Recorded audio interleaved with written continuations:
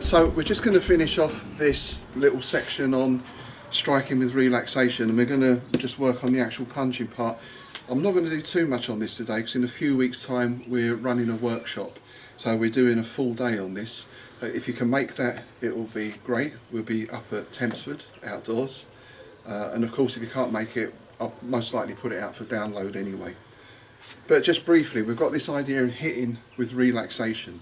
So we've done our stepping with relaxation, and all we're going to do for this part is just literally just start hitting.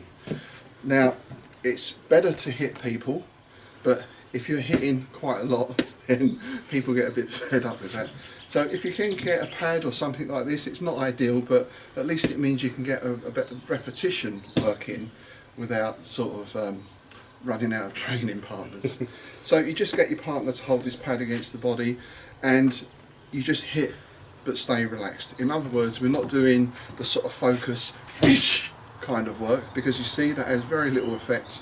Most of the force comes back. Instead you're just thinking relax. Like the stepping we were doing before, relax. What I'm going to be talking about on the workshop especially is using the idea of a bow and arrow. A bow and arrow starts with getting the wood for the bow, making the string, making the arrow, learning to pull the bow, all of these things. There's lots of components in this work. This is just the arrow part. And what you think about with the bow is when someone uses it, they don't pull the bow back, apply all this tension, then run up to someone and stab them with the arrow. Right? The relaxation is what provides the force. So it's kind of an idea to work with. It's important to work with relaxation for a few reasons. One, you don't have to get everything all fired up to work. Your work can be very natural.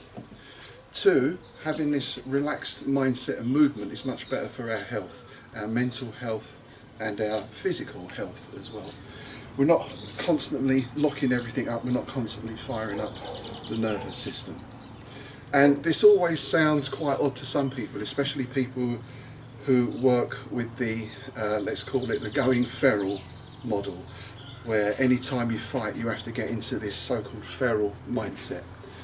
And what they say is that under any type of pressure, a human being is incapable of acting with any type of precision, fine motor skills go, skills disappear totally.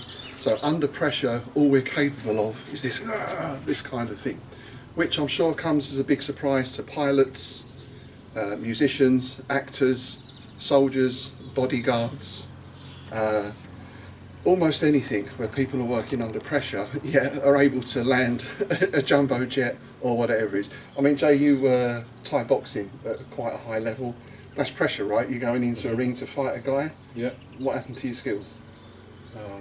Have to be a bit more relaxed.